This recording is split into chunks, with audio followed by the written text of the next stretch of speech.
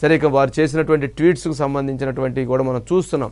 అవన్నీ చాలా నిస్సిగ్గుగా ఉన్నాయి. వాటిలో ఆయన ఎక్కడో ఒక దగ్గర ఒక ఇద్దరు జర్నలిస్టులో లేదా 10 మంది జర్నలిస్టులు ఒక పక్కన నుంచొని తీసినటువంటి దానికి సంబంధించినటువంటి దాన్ని ఆయన ఆ ఫొటోస్ పెట్టి ట్వీట్ చేస్తూ ఉన్నారు.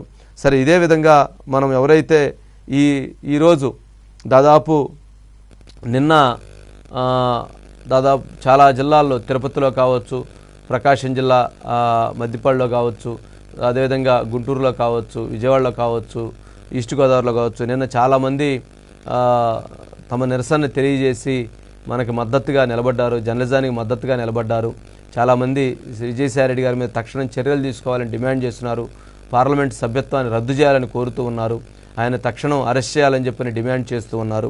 అదేవిధంగా ఈరోజు కూడా చాలామంది ఎక్కడైతే జిల్లాల వ్యాప్తంగా వారందరూ కూడా ధర్నాలు చేశారు. ప్లీజ్ ఆ పక్కన ఆ జిల్లాలో జరిగినటువంటి విజువల్స్ని వాడండి.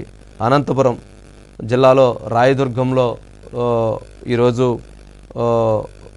ఎవరైతే నిరసన తెలియజేశారు, ధర్నాలు చేశారు, దిష్టిబొమ్మలు దగ్ధం చేశారు. అదేవిధంగా కళ్యాణదుర్గంలో చేశారు, ధర్మవరంలో చేశారు, గుత్తిలో చేశారు, కర్నూలులో జిల్లాలోని కోడుమూరు, మంత్రాలయం, బనగానపల్లిలో ఎవరైతే జర్నలిస్టులు అందరూ అదేవిధంగా రాజకీయ పార్టీలు అందరూ కూడా తమ నిరసనని తెలియజేశారు. అదేవిధంగా రాజమండ్రిలో అనపర్తి, రాజోలు, రాజమండ్రి, రాజానగరం, అమలాపురం, చింతూరు, అడ్డతీగల మరి ఇక్కడ కూడా ఎవరైతే జర్నలిస్టులతో పాటు వివిధ రాజకీయ పార్టీలకు చెందినటువంటి ప్రముఖులు అదేవిధంగా సామాజిక వేత్తలు అందరూ కూడా దీంట్లో పాల్గొన్నారు. అదేవిధంగా సమాజాన్ని హితం కోరేటువంటి వాళ్ళు చాలామంది కూడా పాల్గొన్నటువంటి పరిస్థితి ఉంది. అడ్డతీగల గుంటూరులో సత్తెనపల్లిలో కూడా పెద్ద ఎత్తున తమ నిరసన తెలియజేసి అదేవిధంగా ఎస్పీకి ఫిర్యాదు ఇవ్వటం ఇటువంటివి కూడా చేశారు. ఇక అదేవిధంగా కాకినాడ కలెక్టరేట్ దగ్గర కూడా వారు నిరసన తెలియజేశారు. ప్రకాశం జిల్లాలోని చీరాలలో కూడా పెద్ద ఎత్తున తమ నిరసన తెలియజేశారు.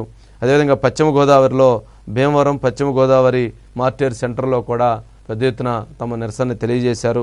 నెల్లూరు టౌన్లో చాలా మంది జర్నలిస్టులు అదేవిధంగా రాజకీయ పార్టీలకు చెందినటువంటి వాళ్ళు కూడా దిష్టిబొమ్మను దగ్ధం చేసి ఆయనకి సిరా చొక్క ఏంటి, పవర్ ఏంటి, పెన్ను పవర్ ఏంటి అనేది చూపించే విధంగా కూడా వారందరూ తమ నిరసనని తెలియజేశారు. ఇక తిరుపతిలో కుప్పంలో కూడా పెద్ద ఎత్తున తమ నిరసనని తెలియజేశారు. మరి ఈ విధంగా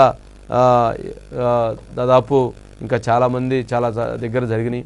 దాదాపు 50 నియోజకవర్గాలలో అందరూ కూడా రెస్పాండ్ అయ్యారు. 50 నియోజకవర్గాల్లో అందరూ కూడా దీనిపైన తమ నిరసన గళాన్ని వినిపించారు. తమ జర్నలిజం మీద జరిగినటువంటి దాడిని ఖండించారు. నిజంగా వాళ్ళందరికీ కూడా హృదయపూర్వక నమస్కారాలు. అందరికీ కూడా మరొకసారి ధన్యవాదాలు తెలియజేస్తున్నాను. నేను ఇంతకంటే మీకేమీ చెప్పలేను. ఎందుకంటే సమాజంలో ఇటువంటి వ్యక్తులు చేస్తున్నటువంటి దుర్మార్గాలపైన మీ పోరాటాన్ని నిజంగా సమాజం చూస్తుంది. అందరూ కూడా అభినందిస్తున్నారు. మీ పోరాటం విషయంలో నాకు ఎంతోమంది ఫోన్లు చేస్తున్నారు, మెసేజ్లు పెడుతున్నారు. వాళ్ళందరూ ఏదైతే ట్వీట్ చేస్తున్నారు. అదేవిధంగా ఆఫీస్కి వచ్చి మేము అండగా ఉంటామని చెప్పని హైదరాబాద్ ఆఫీస్కి, విజయవాడ ఆఫీస్కి వచ్చి ఎంతోమంది అండగా నిలబడతామని చెప్పని తెలియజేస్తున్నారు. ఆఫీసులకు వచ్చి వాళ్ళందరూ కూడా నిలబడి వాళ్ళ మద్దతుని తెలియజేస్తున్నారు.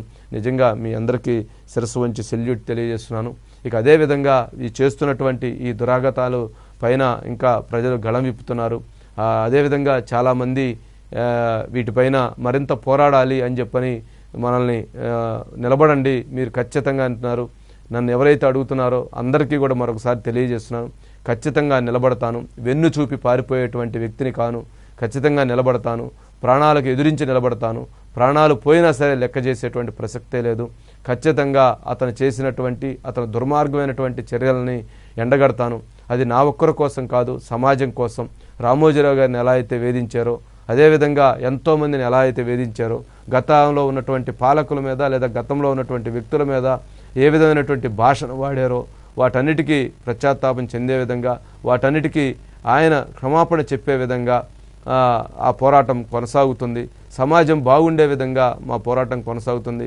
సమాజంలో ఇలాంటి వ్యక్తులు చేసేటువంటి ఒక రాక్షస క్రీడ భయపెట్టి భయభ్రాంతులు గురి చేసి ఎవరైతే తల ఉంచే విధంగా చేస్తున్నటువంటి వ్యక్తుల పట్ల ఖచ్చితంగా మన పోరాటం కొనసాగుతుంది.